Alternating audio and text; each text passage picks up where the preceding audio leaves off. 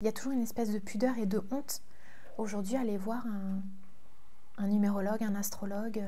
Et pourtant, Alexandra Gabriel ne cesse de voir venir à elle de plus en plus d'hommes et de femmes désireux de comprendre l'invisible. Ça peut sembler huluberlu, excentrique, et je comprends parce que c'est pas des expériences que tu vis tous les jours. Alexandra a décidé de dédier sa vie à la numérologie.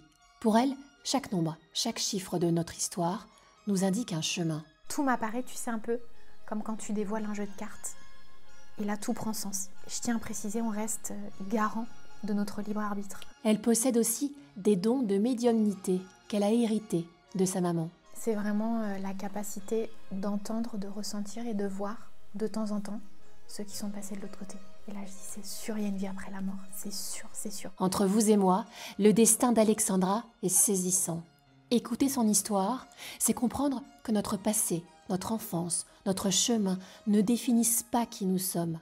Nous avons le pouvoir de nous transformer. Mais j'ai quand même la sensation que c'est dans le pire chaos que peut émerger la plus belle lumière. Surtout, restez à l'écoute, car dans cette interview, Alexandra vous expliquera comment calculer votre chemin de vie et ce que vous réservent vos chiffres. Bonjour à vous, bienvenue sur Entre vous et moi. La parole se libère entre vous et moi, entre nos invités que vous pouvez découvrir sur notre chaîne YouTube, évidemment, et puis que vous pouvez entendre également en podcast sur toutes vos plateformes préférées. Alors, rendez-vous désormais avec notre nouvelle invitée. Bonjour Alexandra Gabriel. Bonjour Dominique, merci de me recevoir. Merci d'être là. Et évidemment puisqu'on demande toujours à nos invités tu ou vous, mais toi c'est tu. On s'est rencontrés il y a quelques temps.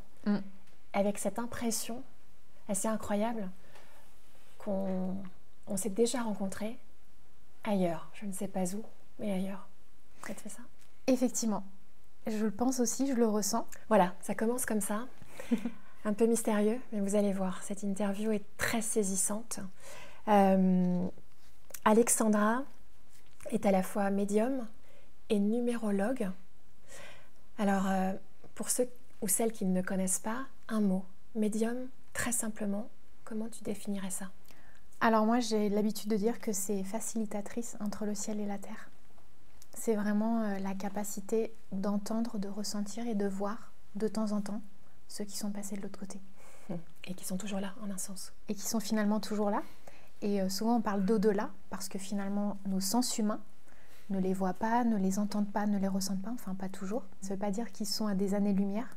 Ils sont juste sur des plans qui sont parallèles aux nôtres et qu'on redécouvrira. Et je dis bien qu'on redécouvrira et qu'on ne découvrira pas, mais qu'on redécouvrira quand ce sera notre tour, à nous, de repartir de l'autre côté.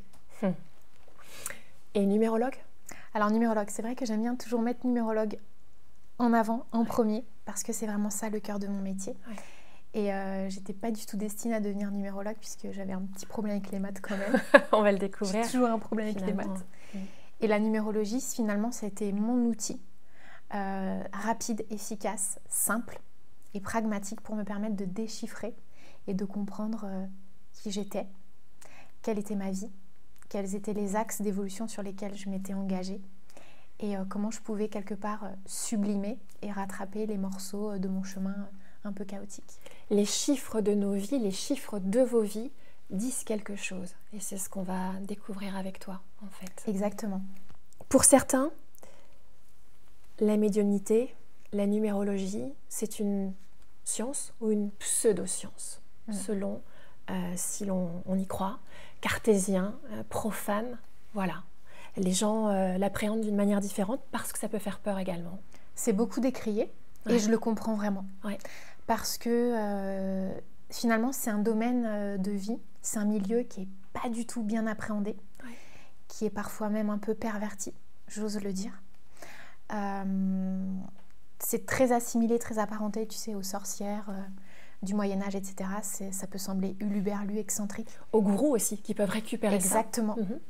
Et ça, je le comprends vraiment. Ouais. Et je peux parfois moi-même, alors que malgré tout, je suis dans ce milieu-là par la force des choses, je te le dis, hein, entre vous et moi, je te le dis, je peux parfois même détester ce milieu. Bien sûr. Et j'ai vraiment du mal. Alors, il y a des gens extraordinaires, mais justement, il y en a d'autres qui le salissent. Et je pense que c'est avant tout, malheureusement, un milieu qui attire à lui des gens qui sont en mal de vivre. Il y a aussi les gens qui veulent vraiment faire un travail sur eux et qui ont compris des choses, qui ont vécu des expériences insolites et qui s'y livrent, et qui y arrivent comme ça. Mais il y a tous ceux qui manipulent, formatent et surtout qui assomment leur vérité sans avoir expérimenté quoi que ce soit par eux-mêmes.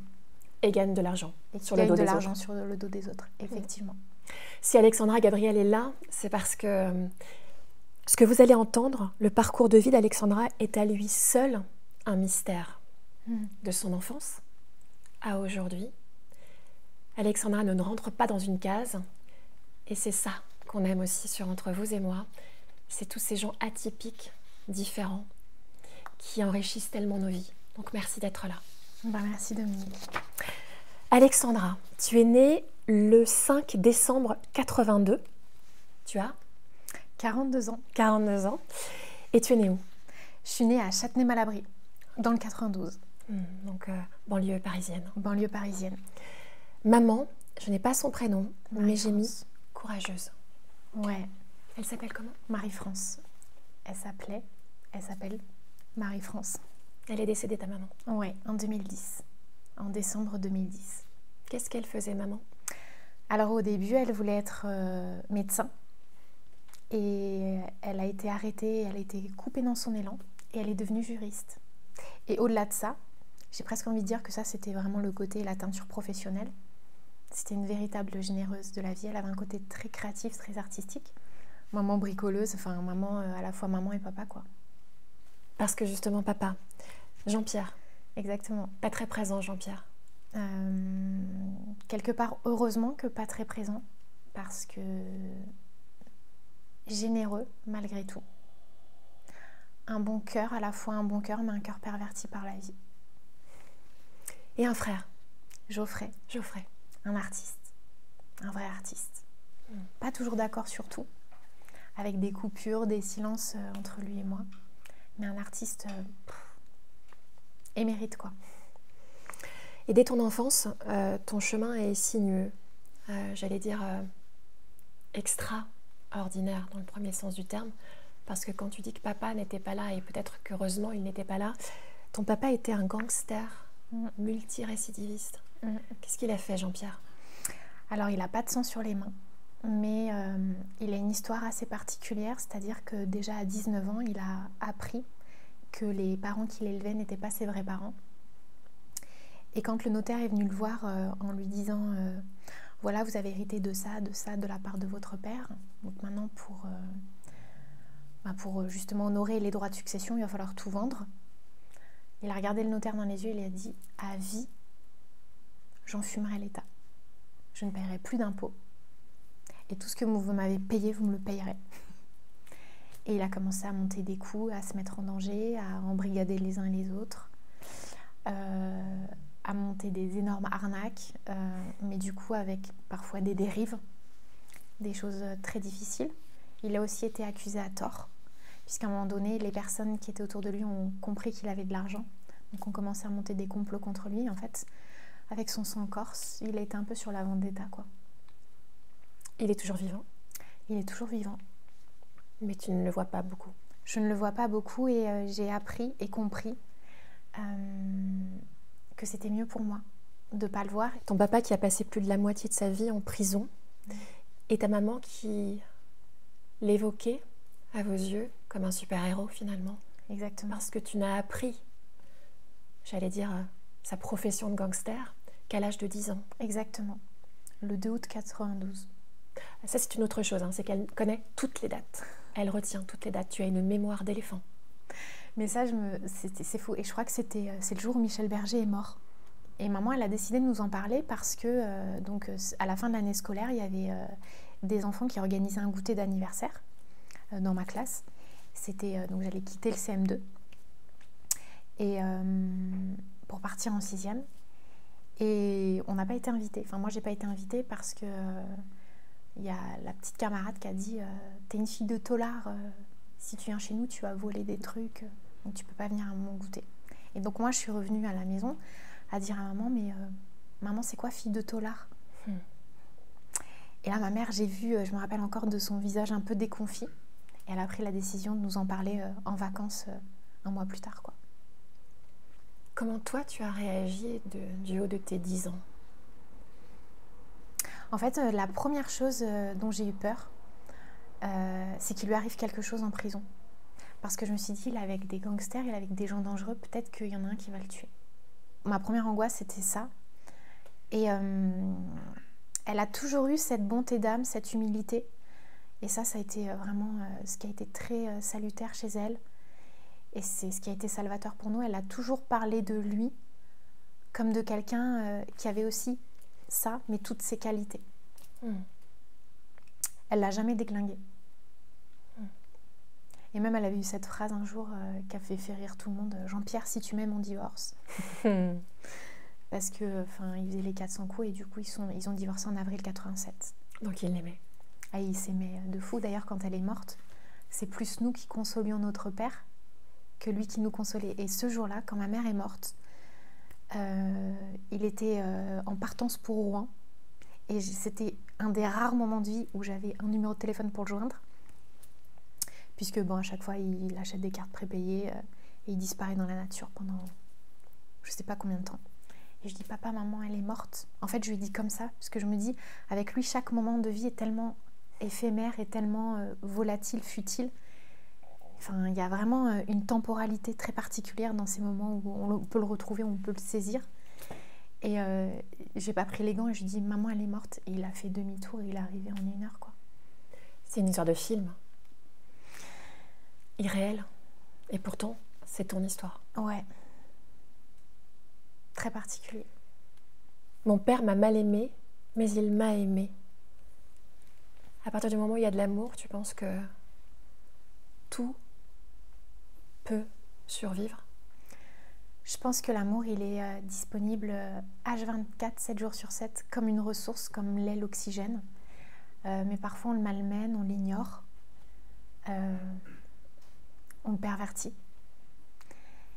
Mais effectivement, quand on retrouve le mode d'emploi, quand on retrouve en fait sa quintessence, quand on le dédramatise, en fait, quand on le retrouve tel qu'il a envie d'être et qu'il est depuis toujours, ouais, je pense que ça peut guérir plein de choses. Et peut-être que ton chemin aujourd'hui de vie, ça a été aussi de comprendre que ton père t'a aimé à sa manière et que peut-être cette épreuve-là fait la femme que tu es aujourd'hui. Alors par contre, ça, j'en ai jamais douté qu'il nous aimait. Parce que je sais que Geoffrey et moi, on est des enfants de l'amour. Je sais que mes parents se sont énormément aimés, qu'ils se sont trouvés, que c'était vraiment quelque chose, presque un peu de mélodramatique, la Roméo et Juliette, avec mes grands-parents du côté de ma mère qui étaient terrorisés à l'idée qu'un gangster rentre dans la famille, puisque c'était une famille un peu de médecins, d'artistes. Et donc lui, il était quelque part l'éléphant qui arrivait dans un magasin de porcelaine, tu vois. Mais jamais douté de cet amour. Ça a toujours été une évidence. Mais par contre, je savais qu'il avait ce côté mystérieux, ce côté énigmatique, cet abonnement aux abonnés absents, tu vois. Et tu as ce souvenir d'une permission. Ouais. Tu joues dans un square, tu es en CE1 et tu exhortes je ne sais qui de voir apparaître ton papa. Et ouais, et là ça arrive. Ah, c'était un truc de fou ça. C'est la pensée magique, c'est quoi? Je pense que c'était une première petite graine plantée dans mon être pour me permettre de comprendre et de me reconnecter à la fois. Et je me souviens, j'étais devant en plus, donc il y avait le square, il était carré, il y avait 12 maisons. Et j'étais devant le 1, devant chez Gilles et Francine à l'époque. Et j'étais là derrière le garage et là je le vois arriver, quoi. Ah ouais, ça c'est un moment magique. Ça c'est un truc de fou. Ça signifie quoi? Que peu importe ce qu'il se passe, peu importe les situations les plus dramatiques, croire que ça peut changer? J'en suis persuadée, j'en suis convaincue. Et c'est aussi le sens et la quête de tout un chacun sur Terre. En fait, on est là malgré tout pour se transformer, pour progresser, pour évoluer et pour avoir quelque part une liberté d'être, de faire, de créer et d'améliorer notre condition et de donner le meilleur de nous-mêmes et de profiter aussi du meilleur que les autres ont à nous offrir. Et avant de te voir grandir, une dernière petite précision sur cette enfance. Toi, la petite fille qu'on traitait de menteuse. Parce que je l'étais, hein. Mais vraiment. Mais je pense parce que maman nous avait beaucoup appris aussi à mentir. Ouais. Parce que quand elle racontait les trucs de papa, elle disait oui, il est en Afrique, il est aux États-Unis, tout ça. Elle lui inventait des vies féeriques et paradisiaques. Et moi, j'avais pris ce pli-là comme un jeu. Il y avait aussi Mamie Josette, qui ne mentait pas, mais qui, à sa manière, a recréé aussi la vie. Hein. Vous l'appeliez avec ton frère Mamie Dingo. Ouais, Mamie Josette, ouais. Mamie côté Dingo. Schizophrène, hein, c'est ça.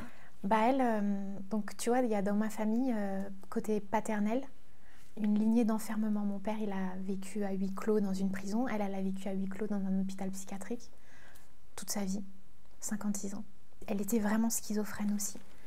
Mais que dans ces épisodes schizophréniques, elle avait aussi des fois des lucidités, des choses insoupçonnables et insoupçonnées.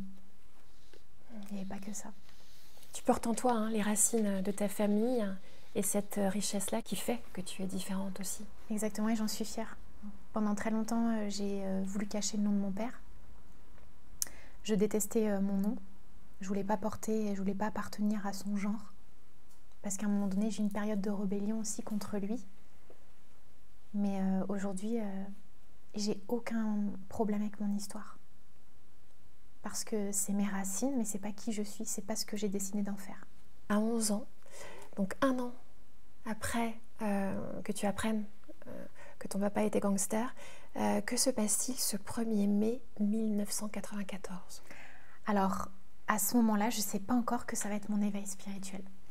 Mais Ayrton Senna se tue sur le circuit d'Imola, en Italie. Je suis encore dans mon square, en train de faire du vélo, comme si ce lieu, quelque part, c'était un peu un catalyseur des événements qui allaient se révéler à moi. Et il se tue, et ma mère sort du garage et dit « Oh là là, l'air complètement hagard et hébété, il y a un pilote de Formule 1 qui s'appelle Ayrton Senna qui vient d'avoir un accident. »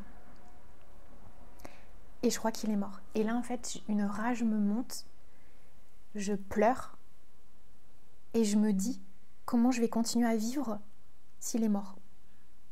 Le truc complètement dingue. Tu le connais, Ayrton Senna ? Je le connais ni d'Ève ni d'Adam. Tu regardes les Formule 1, les courses, etc. Non, je le connais ni d'Ève ni d'Adam.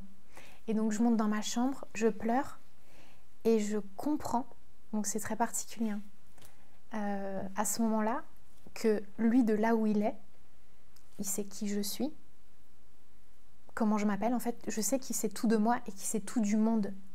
Et je décide pour la première fois de regarder le journal de 20h, présenté ce jour-là par Claire Chazal. Et après, je zappe, je regarde aussi sur toutes les autres chaînes parce que j'avais envie de voir son visage, j'avais envie de voir comment il était. Ah, tu ne connaissais même pas son visage ? Je voulais voir comment il était. Et donc là, je le découvre et je vois qu'il parle en anglais. Et moi, j'étais trop nulle en anglais. Et je dis, si c'est le seul moyen de pouvoir parler avec toi, je vais me remettre à l'anglais. J'étais à 2 doigts de redoubler.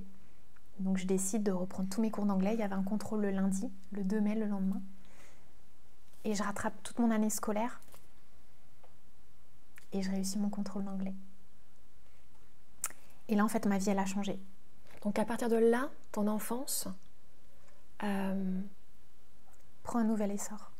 Et se dévoile à toi, comme si tous ces mensonges, ce silence finalement, sortaient d'une boîte. Comme si j'arrivais à une deuxième étape de ma vie. Et à finalement la vraie étape de ma vie. Mais je vais mettre des années avant de comprendre. Des années. Alors j'imagine que cette histoire, elle doit vous laisser soit sceptique, soit au contraire peut-être résonner en vous. Dites-nous ce que vous pensez du récit à l'instant, de la mort d'Ayrton Senna. Je précise, le pilote de Formule 1 brésilien donc, qui a trouvé la mort lors du Grand Prix de Saint-Marin à Bologne en Italie, sur le circuit d'Imola. Et ce jour-là, Alexandra est devenue celle, en tous les cas, la mission que tu dois incarner aujourd'hui, c'est ça ? Ouais, je pense que... En fait, tout a commencé à ce moment-là. Alors cet événement se met, j'allais dire, en sourdine dans ta tête, mais en tous les cas est là et va va prendre place. Et puis Ayrton Senna va continuer de guider ton chemin professionnel puisque tu veux embrasser quelques années plus tard une carrière qui pourrait te rapprocher de lui en un sens, c'est ça? Exactement. En fait, pendant des années, je vais me méprendre. Je vais me tromper.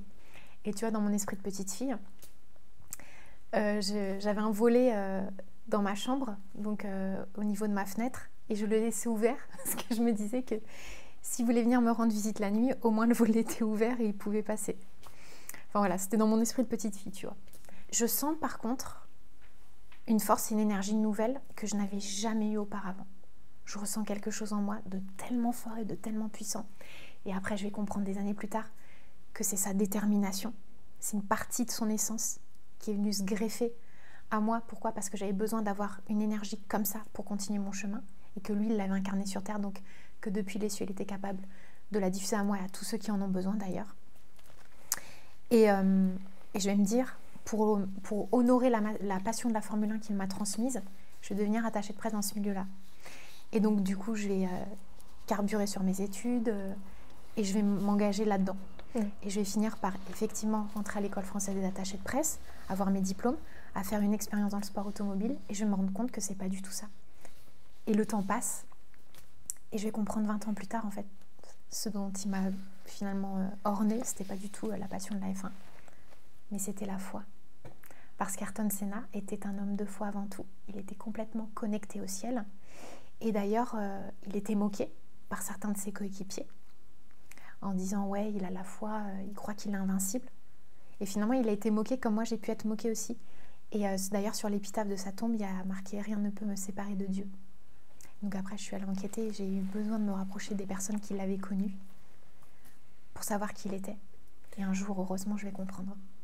J'ai l'image là à l'instant qui me percute de cette petite fille qui n'a finalement pas eu une enfance crédible, dont le père était absent, dont le père vivait dans un mensonge et entretenu par ta maman. Est-ce que la petite Alexandra qui grandit et qui découvre ce lien avec Ayrton Senna n'est pas en train aussi finalement de se créer sa propre vie, ses propres racines, son propre ancrage? C'est exactement ce que je me suis dit, ce que les adultes m'ont mis dans la tête. Et un jour, il y a un psychologue qui va dire « bon, on en dit ce qu'on en dit, mais cette gamine, n'empêche, elle va mieux. Peu importe qu'elle vive dans un monde imaginaire ou pas. » Et je me suis dit ça. Je me suis dit « mais c'est du fantasme, c'est un truc de malade, puis pourquoi moi ?» Mais 20 ans plus tard, je vais comprendre que finalement non. J'avais pas les preuves tangibles, comme j'ai pu avoir après par la suite, parce que j'avais besoin de créer mon chemin de foi. Par contre, j'avais une énergie qui était plus du tout la même, et je savais qu'il se passait quelque chose en moi. J'arrivais pas à mettre des mots. Donc, j'oscillais entre la raison et le besoin finalement de re-rentrer dans le moule et de me conformer à la société, et surtout de pas sortir des clous, pour pas moi aussi être punie ou enfermée quelque part, comme mon père ou comme ma grand-mère. Parce que tu as vécu quand même des traumatismes énormes. Quand ce jour où les gendarmes arrivent chez toi et viennent cagoulés, armés, pour vous sortir, ta maman, ton frère et toi, des hommes sont venus. Parce qu'en fait, mon père, il s'en était pris à une communauté qui n'était pas hyper clean.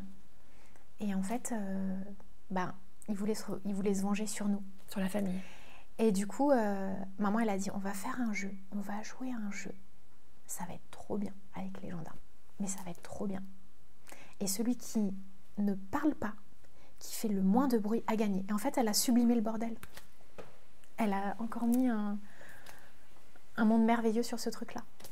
Oui, donc les adultes peuvent se dire décemment, c'est un monde de traumatisme en fait que tu as vécu. Ouais. Avant de découvrir ce qui t'a permis de comprendre et en juillet 87, prouver que tu avais raison, ça passe par une période de deuil extrême, une prise de conscience que ton mois anniversaire, le mois de décembre, coïncide avec la disparition d'une série de personnes qui t'est chère. Ton petit ami à tes 20 ans, Rudy. Il s'est suicidé. Ouais, le jour de mes 20 ans. Tu vas perdre ton grand-père aussi. 15 jours plus tard, le 21 décembre. Ton beau-père. Ouais, le 4 décembre 2007. Ta tante. Tati Nadine, ouais, le 29 décembre. Un chien que tu adorais. Ouais. Farouk, 21 décembre, comme mon grand-père. Et évidemment, ta maman va disparaître le 17 décembre 2020 à 15h20. Ouais. Et en plus, ça, c'est vraiment l'ironie du sort parce que quand Rudy est mort, je me suis dit, bah c'est bon. Mon anniversaire porte malheur. Donc, je ne fête plus mon anniversaire. Et pour mes 28 ans, je décide de refêter mon anniversaire.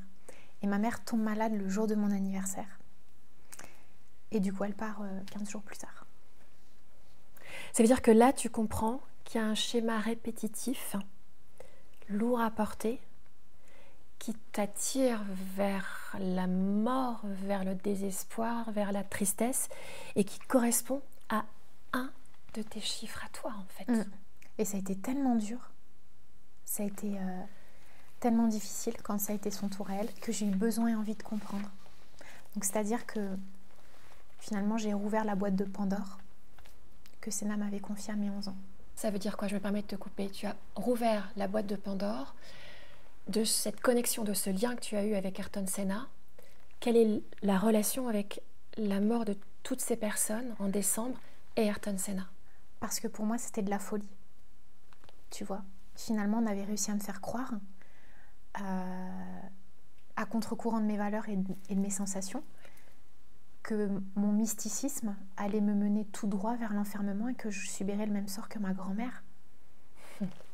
Et que si je commençais à mentir, voler, j'irais peut-être en prison. Et que si je commençais à fabuler, j'irais à l'hôpital psychiatrique.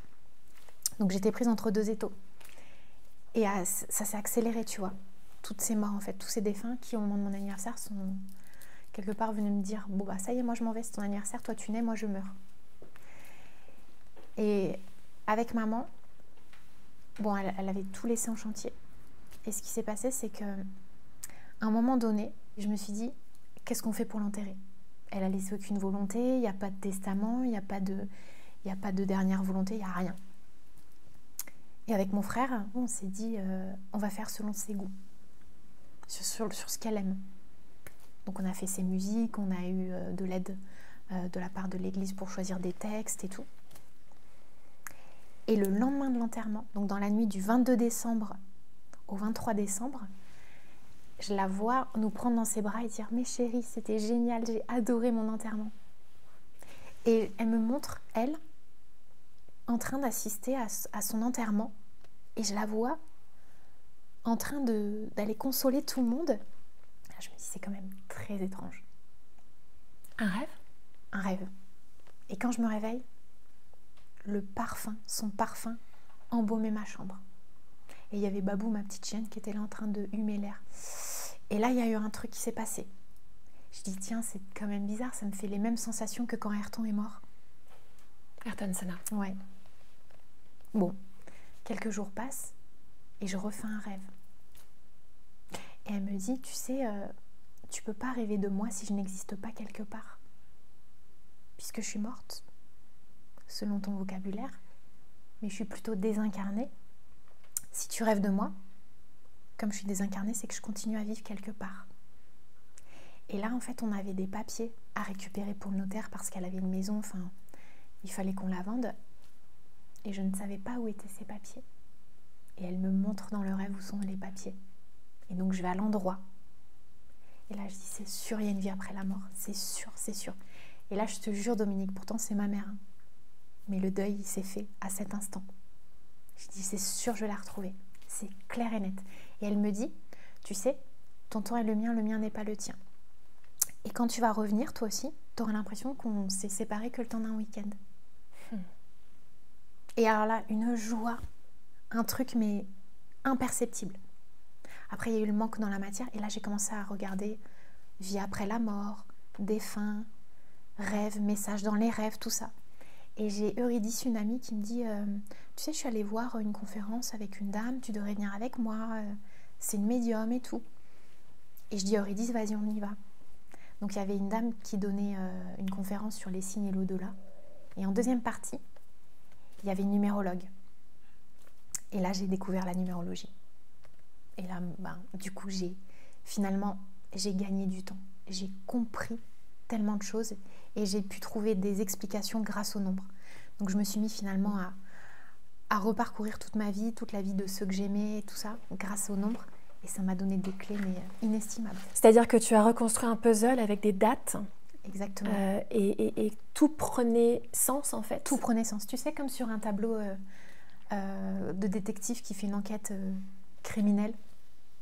Donc je me voyais en train d'épingler, tiens, lui il est 1, lui il est 22, lui il a ça, mais oui, mais effectivement il y a ça, tac, tac, tac. Et c'était comme un jeu.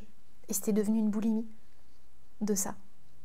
Je dormais plus, j'étais euphorique, tu sais, comme au début quand des fois tu as les papillons dans le ventre quand tu rencontres un amoureux, une amoureuse. Tu vois, il n'y a rien d'autre qui compte que ce que tu vis, ce que tu vibres. Et j'étais dans cette euphorie, quoi. Parce que peut-être que vous ne le savez pas, mais en tous les cas, pour les numérologues, chaque chiffre, chaque nombre signifie quelque chose, votre date de naissance par exemple, et tout cela vous mène à un chemin de vie.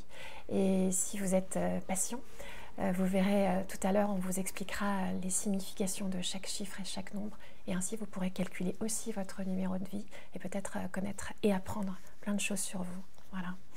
Alors, si on revient sur cette découverte avec la numérologue des chiffres. Elle t'apprend justement à comprendre que tous ces chiffres de ta vie vont te dévoiler ton chemin de vie à toi. Alors, davantage, ils vont donner un mode d'emploi, une ligne conductrice, parce que, je tiens à préciser, on reste garant de notre libre arbitre. Oui. Il n'y a pas de recette ou de formule magique. Il y a aussi des choses, il faut empoigner les nombres de notre vie. Et c'est toute la différence avec les gourous qui veulent vous montrer justement ce qu'il faut faire. Ta vie est ainsi, suis-moi, paie-moi et tu sauras. Ah ouais, non, jamais. C'est ton éventail des possibles, il se situe là, là, là. Voilà ce que tu peux faire. Tu sais, comme avec un camailleux de couleurs. Et en fait, quelque part, elle m'ouvre une porte pour que je me réapproprie mon mode d'emploi personnel. Et donc, en allant interroger mes nombres, en allant regarder ce qu'ils avaient à me dire et à me raconter sur moi, je me rends compte que finalement tout ce que j'ai vécu était clair, net, fluide et logique. Je regarde le parcours de ma mère, de mon frère, de mes grands-parents, de mamie Josette, et tout s'harmonise. Tout m'apparaît, tu sais, un peu comme quand tu dévoiles un jeu de cartes. Et là, tout prend sens. Tout prend sens et je prends confiance. Et je commence à me relever. Grâce à moi, grâce à ce que je comprends. Est-ce que ça vient aussi valider le fait que chaque épreuve d'une vie, chaque étape d'une vie, même si on ne comprend pas la signification d'une épreuve, qu'elle soit triste ou joyeuse, elle fait partie du chemin qui va te permettre de te révéler ensuite, quand on dit toujours « c'était écrit ». Évidemment. Alors c'est très difficile aussi de se positionner là-dessus parce qu'il y a des gens qui vivent des choses atroces. Mais j'ai quand même la sensation que c'est dans le pire chaos que peut émerger la plus belle lumière. Par exemple, je suis souvent confrontée avec mon travail à des personnes qui perdent un enfant. Après, ces gens-là, ils vont œuvrer grand pour les autres. Il y a un exemple qui me touche, par exemple, les parents de Grégory Le Marchal. Grégory, j'ai regardé ses nombres. Avec ce 3, il est revenu vivre un rêve, le rêve de chanteur, mais il avait aussi une mission collective. Et aujourd'hui, l'association Grégory Le Marchal, pour la mucoviscidose. Donc Greg, il avait ce rêve personnel de chanteur, mais il a ses parents qui ont pris le relais et la mission céleste qu'il a, c'est assez dingue. D'où l'importance du mode d'emploi, c'est-à-dire que, en effet, c'est une impulsion, mais c'est à soi-même d'en faire quelque chose. Exactement. Ouais. Et tu as des gens qui vont le faire instinctivement et d'autres qui ne vont pas avoir la force et le courage. Ouais. Mais c'est aussi marqué qu'à un moment donné de leur vie, ils n'aient pas la force et le courage pour après la retrouver. Ouais. À la mort de ta maman, tu commences donc à rêver d'elle. Est-ce que c'est ce qu'on appelle les voyages astro ? Je ne savais pas que c'était ça. Pendant très longtemps, j'arrivais pas à mettre de mots là-dessus. Oui. Et ça va être un des protecteurs qui va me donner ce mot-là, qui va mettre les mots dessus. Et après, je vais me rendre compte effectivement que lui, il adorait faire ça. Alors là, tu perds un protecteur. Un protecteur, ouais. J'aime pas dire guide. J'aime pas trop employer les termes parce que souvent, dans notre milieu, dans notre jargon, on parle de guide spirituel. Je trouve ça toujours un peu pompeux.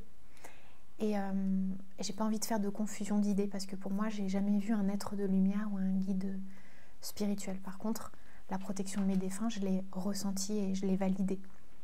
Donc j'appelle ça les protecteurs. Donc ta maman est une protectrice. Exactement. Ayrton Senna est un protecteur. Ouais. Et ce protecteur dont tu nous parles là, qui s'appelle Christophe, donc je donne pas le nom de famille par pudeur pour la famille justement. C'est un protecteur, je l'appelle mon protecteur en chef. C'est une personne connue. C'est une personne un peu connue. Tu en parles dans ton livre. C'est le 4e paragraphe de mon livre parce que c'est grâce à lui que j'ai décollé en fait. Christophe, je me permets de reprendre les termes que tu as utilisés toi dans ton livre. Une personnalité aimée et connue du grand public. On évoque un suicide. Mais non, c'est pas un suicide. Il était rugbyman au Stade Français, ça aussi tu le précises. C'est pas difficile de savoir de qui nous parlons. C'est quelqu'un que tu ne connaissais pas? Si, je le connaissais. Tu l'avais rencontré? J'ai travaillé dans son club. Au Stade Français. Et je l'aimais pas. Je le trouvais suffisant, un peu arrogant, un peu bête sec. Et j'avais ce regard parce que moi, j'étais moi-même, je pense, arrogante, suffisante et pète sec. Et quand il est parti, je me suis rendu compte de qui il était à l'état d'âme. Ça n'avait plus rien à voir. Ça n'avait plus rien à voir. Et après, donc, moi, j'ai eu besoin de comprendre. Donc, j'avais des amis qui étaient avec lui, qui avaient joué avec lui. Et quand je les ai interrogés, Damien, Antoine, je les ai sondés, je les ai traqués. J'avais besoin, en fait, quelque part, un peu comme ce que j'avais fait avec Senna, je me suis rendu compte, d'aller côtoyer des gens qui l'avaient connu. Et Damien, il me dit, mais il était hyper spirituel, il était hyper mystique, ça m'étonne pas qu'il aime tes trucs. Damien, avec ses mots, qui me dit ça. Alors que de son vivant, vous n'en aviez jamais parlé? Non. Jamais. Mais non.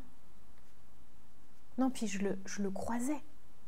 Je le croisais vraiment, sans établir de vrais contacts.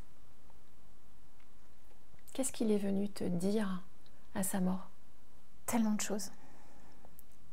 Il m'a ouvert les yeux sur la notion de responsabilité, sur l'importance de lutter contre l'autodestruction, très à cheval sur la résilience et la capacité à aller puiser le bon pouvoir en soi.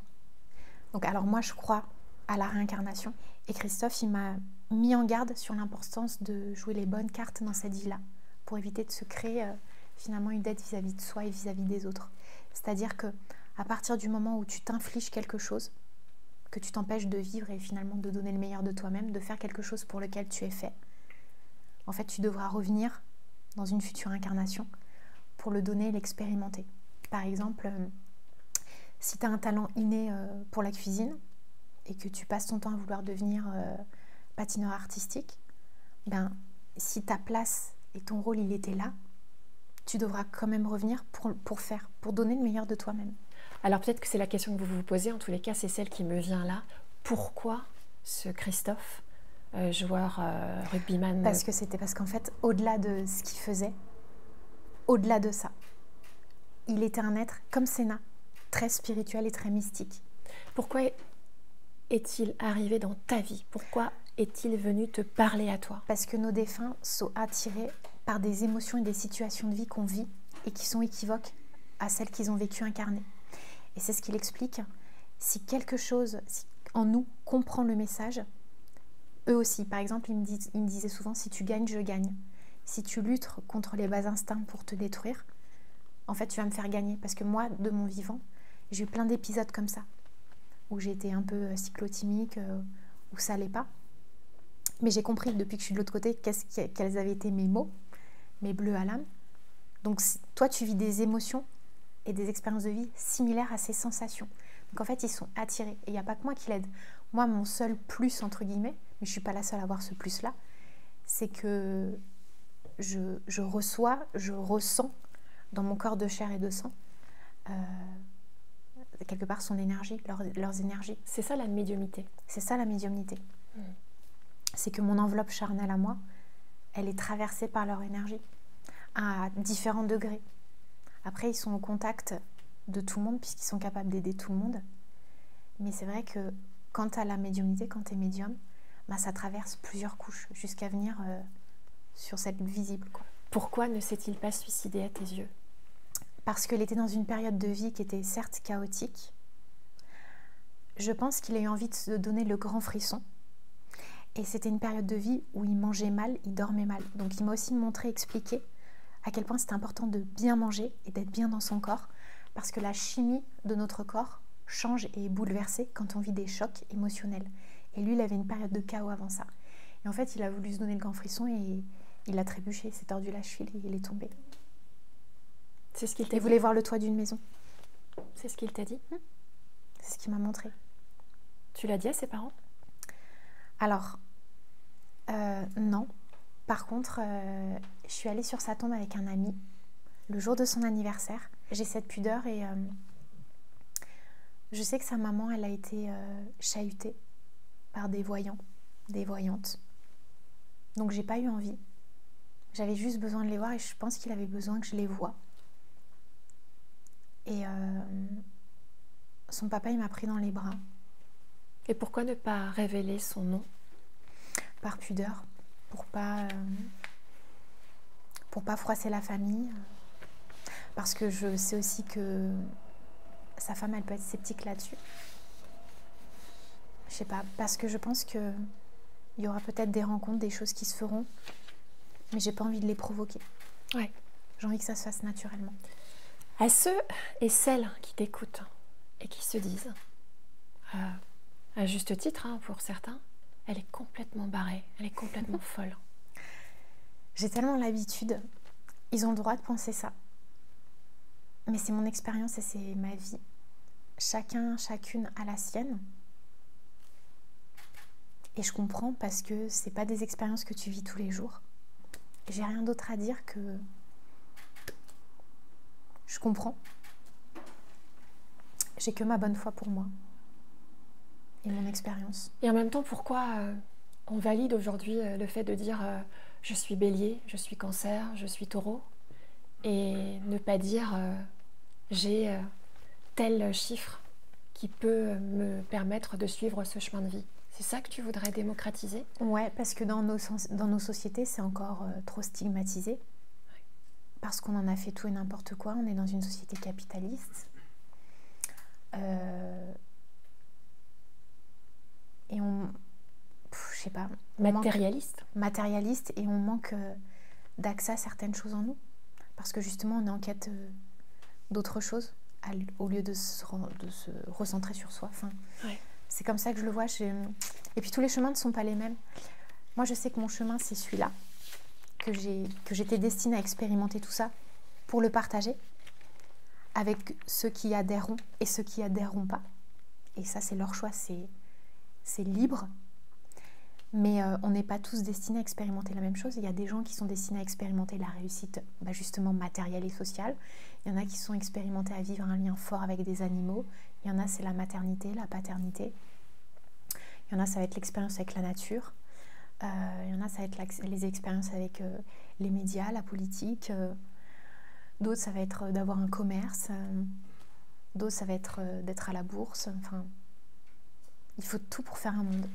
Et là où c'est intéressant, c'est que, y compris pour les sceptiques, aujourd'hui, il y a des entreprises qui font appel à toi pour justement utiliser ton talent de numérologue pour dénouer des nœuds dans les entreprises, c'est ça? Exactement. Et j'ai même parfois, et ça a été vraiment la clientèle qui m'a fait le plus rire, j'ai souvent eu des hommes d'affaires, des chefs d'entreprise qui récupéraient mon contact par leurs femmes, qui disaient « mais vous dites pas que je vous consulte ». Il y a toujours une espèce de pudeur et de honte aujourd'hui à aller voir un numérologue, un astrologue. Alors pour moi, je peux être sceptique par rapport à la voyance. Moi, je crois en la médiumnité. Alors il peut y avoir... Attention, je ne stigmatise pas les voyants. Il y en a qui sont excellents. Moi, la médiumnité, c'est évident pour moi, surtout avec tous ces voyages astro. Parce qu'après, ça s'est validé. Et j'ai eu l'immense chance dans tous ces épisodes de vie avec chacun des protecteurs d'avoir des gens autour de moi qui les avaient connus et qui sont venus valider aussi beaucoup des expériences. Par exemple, on n'a pas parlé de Pascal, mais lui, ça a été quelque chose d'extrêmement intense. Et... Un autre de tes protecteurs? Ouais, ça, lui, c'était... un monsieur que tu as rencontré lors d'un stage que tu as fait dans les pompes funèbres. Exactement. Un pilote d'hélicoptère qui était mort au Ghana. Exactement. Et tu ne le connaissais pas non plus? Non, je le connaissais ni d'Ève ni d'Adam. Et c'est grâce à lui que j'ai compris la réincarnation. Et encore une fois, un inconnu dans cette vie-là, mais qui ne l'était pas dans une ancienne vie. Et Pascal, c'était très particulier. C'est pour ça, c'est avec le lien avec Pascal que j'ai eu aussi cette pudeur. Je lui ai dit, mais il faut que je le dise à tes parents. Il m'a dit, mes parents ne te croiront pas. Mes parents sont très cartésiens. Mes parents auront peur de ce que tu avances. Et tu vas beaucoup souffrir encore. Et par contre, j'ai rencontré Frédéric, son frère, des années plus tard. Et là, ça a été magique. Tu vois, les rencontres avec les familles, je ne les provoque pas. Je sais que ça vient ou ça ne viendra pas. La femme de Christophe, elle est assez sceptique. Je pense qu'elle le prendrait assez mal. Et pourtant, j'aimerais tellement lui dire tout l'amour qu'il a pour elle. Elle sait que tu existes. Oui, elle a déjà su que j'existais. Ça veut dire que, est-ce que moi, j'ai ça en moi? Est-ce que ceux qui nous écoutent peuvent se dire, mais pourquoi moi, je n'entends pas Christophe, je n'entends pas... Parce que tu pourrais les entendre un jour. Tu pourrais les entendre un jour, mais sur des expériences clés. Par exemple, tu vois, j'ai mon amie Marie qui a eu la visite de Christophe et d'un autre protecteur parce qu'à un moment donné, elle devait couper avec une relation toxique. Ça, Christophe a eu aussi, il m'a appris ça. L'importance d'être super bien entourée. Et quand je lui dis, mais pourquoi t'es à fond là-dessus? Il me dit, parce que dans ma vie, j'ai eu beaucoup de bâtons dans les roues, beaucoup d'entraves à cause de gens toxiques. Et après, je me suis rendu compte qu'à la fin de sa vie, il avait été escroqué. Donc, il avait eu affaire à des gens comme mon père. Et d'ailleurs, le premier truc qu'il m'a dit, je suis corse et toulonnais comme ton père. Et après, j'ai compris les connexions. Ça peut vous paraître complètement insensé. Uluberlu, ouais. Je le comprends. Même moi, en t'écoutant, je me dis, mais c'est dingo. Et pourtant, ça me parle. Voilà. Donc, comprenne qui pourra, si vous recevez ça, si ça vous permet aussi d'éclairer quelquefois des zones d'ombre, eh ben, c'est peut-être ça le message aussi. Peut-être aide-nous à comprendre la différence entre un rêve que l'on fait. On rêve de personnes qui nous ont quittés. Comment savoir si c'est un rêve qui vient de notre imagination ou un rêve, un voyage astral où la personne nous parle? Alors déjà, ça c'est le premier élément de réponse, c'est ce qu'avait expliqué maman. Tu ne peux pas rêver de moi si je n'existe pas quelque part. Donc à chaque fois que vous rêvez d'un de vos défunts, c'est une visite. Ça c'est sûr et certain. D'accord. Et après, la différence entre les rêves qu'on fait et ces voyages astro, ces songes, quand tu te réveilles, il te reste une sensation, un message, tu es imbibé de quelque chose et ça ne te quitte pas. Ceux qui ont déjà expérimenté te le diront, sûrement dans les commentaires. Ça ne te quitte pas et ça se valide très facilement dans les jours à venir, tu vois. Alors dites-nous, si vous aussi, vous avez fait ou vous faites des voyages astro et si vous comprenez peut-être avec la lumière d'Alexandra aujourd'hui, si vous comprenez davantage le message de ces voyages astro et vous nous écrivez ça en commentaire, on pourra y répondre. En clair, et on l'a promis depuis le début, que faut-il pour connaître son chemin de vie? On commence par quoi, par exemple? Alors, moi, si tu me prends un exemple, 22 mars 1974. En fait, tu prends l'énergie de ta date de naissance et tu additionnes chaque chiffre qui compose ta date de naissance. Donc 22. Tu fais 2, plus 2, plus 3, plus 1, plus 9, plus 7, plus 4 et tu vas arriver à 28. Ouais. Tu réduis théosophiquement, c'est-à-dire à un nombre. 2 plus 8, 10. 10, c'est quand même 2 chiffres encore. Donc 1 plus 0 égale 1. Donc tes chemins de vie. Et le chemin de vie, c'est l'itinéraire et le but. C'est un peu comme quand tu bookes un voyage. Quand tu veux aller, je sais pas, à Rio de Janeiro ou à Tokyo ou à Rome. C'est la destination finale. Ton billet, il est booké pour aller vers le 1. Et donc toute ta vie, pendant toute ton incarnation, toute ton existence, tu vas vivre des événements, des épisodes de vie qui vont t'amener à développer et à consolider l'énergie du 1 en toi. Donc le 1, c'est l'autonomie, l'indépendance, la réussite personnelle, le courage, la résilience, les expériences singulières et atypiques. Et le 1, il n'aime pas être dans les sentiers battus, il aime en sortir. Le 2, donc les personnes qui ont un chemin de vie 2, par exemple quelqu'un qui est né un 5 avril 2009, 5 plus 4 plus 2 plus 0 plus 0 plus 9 égale 20. Donc la personne, elle est chemin de vie 2. Eux, c'est le culte du couple, de l'harmonie, de l'union, et ils viennent retravailler les relations interpersonnelles, les associations. Ils viennent travailler les choses beaucoup plus intimes, le sens du service, de l'aide. Le 3, c'est le créatif, l'artistique, la communication. Et il revient travailler aussi tout ce qui est en lien avec l'expression, scénique, corporelle, mais il revient travailler aussi les parts d'ombre que je pourrais lier justement au mensonge, au vice et à la trahison. Le 4, c'est la structure, l'ancrage, le travail. C'est celui qui bâtit sur le long terme, qui consolide et qui apprend quelque part à vivre, à sublimer les ressources à sa disposition, même si à ses yeux elles sont minimes. Le 5, c'est la liberté sous toutes ses formes. Le 5, il voyage, il bouge, il n'aime pas la routine, il accepte les expériences inconstantes et éphémères parce qu'en fait, il renaît à chaque fois et il se renouvelle constamment. Le 6, c'est la famille, la maternité, la communauté. C'est vraiment le foyer, c'est l'amour, c'est l'harmonie. Le 7, c'est le sacré, le mystique, le spirituel. C'est aussi le scientifique, c'est celui qui est à la fois cérébral, c'est toute la sphère du cerveau, le 7. C'est l'inconscient, le subconscient, donc c'est la psychologie. Mais c'est aussi les personnes qui peuvent être enfermées dans leur tête, dans leur mental. Le 8, quand vous lisez des bouquins en numérologie, on va tout de suite vous dire, c'est le pouvoir, l'argent, la justice. C'est les 3 mots-clés. Et c'est vrai. Mais c'est pas que ça. C'est aussi le karma et le transgénérationnel. C'est à la fois le chaos et l'abondance. C'est les guérisseurs. Le 9, c'est le don humanitaire, c'est le don de soi. C'est les voyages. C'est l'étranger, c'est l'international. C'est le médecin sans frontières. Et après, tu as les maîtres nombres, 11, 22, 33 et 44. Le 11, c'est le visionnaire, c'est celui qui entraîne l'autre dans ses victoires.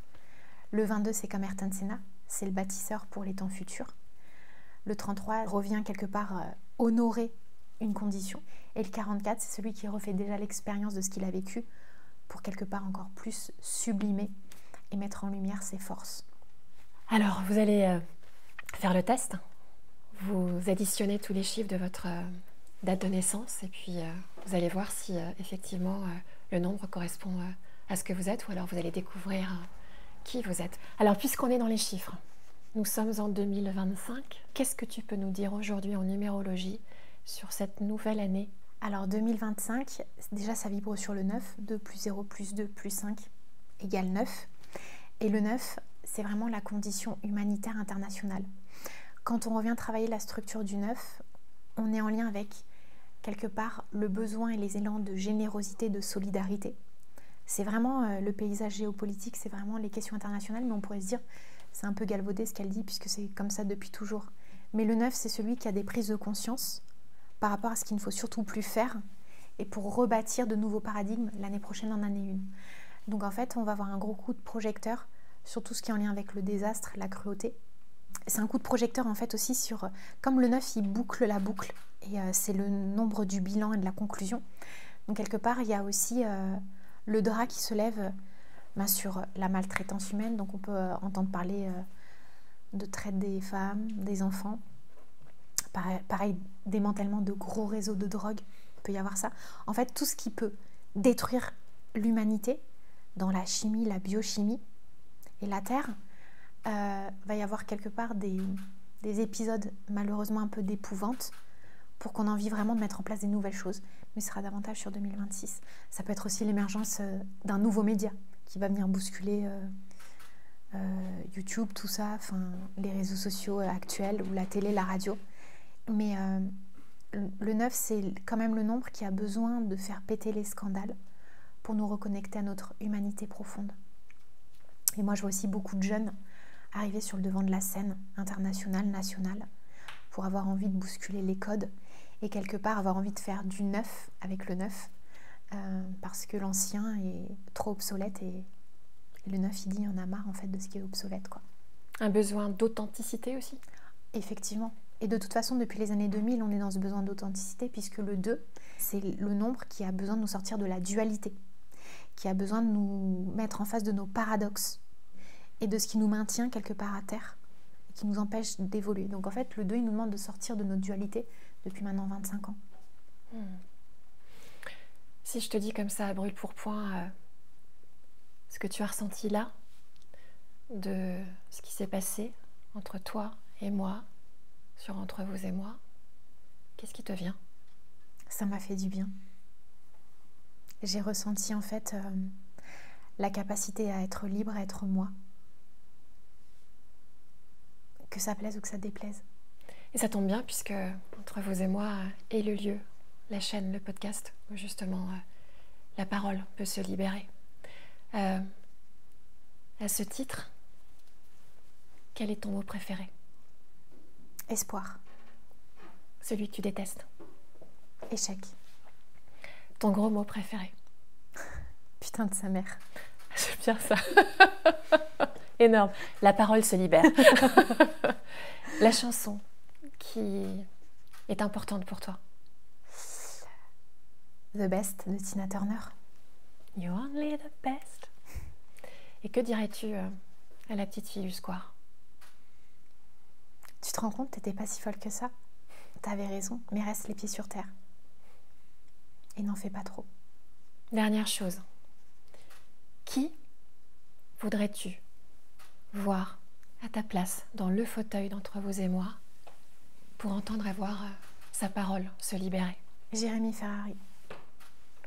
Jérémy Ferrari, quand tu veux. C'est une des personnes que j'aime le plus au monde inconditionnellement, et je le dis vraiment en toute... Alors pas genre, ah, parce qu'il est comme ci, comme ça, non. J'aime énormément Jérémy parce que pour moi, il est un modèle de résilience imparable. Et lui, il a carrément été capable d'incarner, d'ancrer les nombres de sa vie, quoi. Alors voilà, l'invitation est lancée. Merci infiniment. Merci beaucoup. Merci Dominique. Et barré ou pas barré, moi, en tous les cas, ça résonne. Merci. Merci à toi. Merci à toi. Merci. Merci.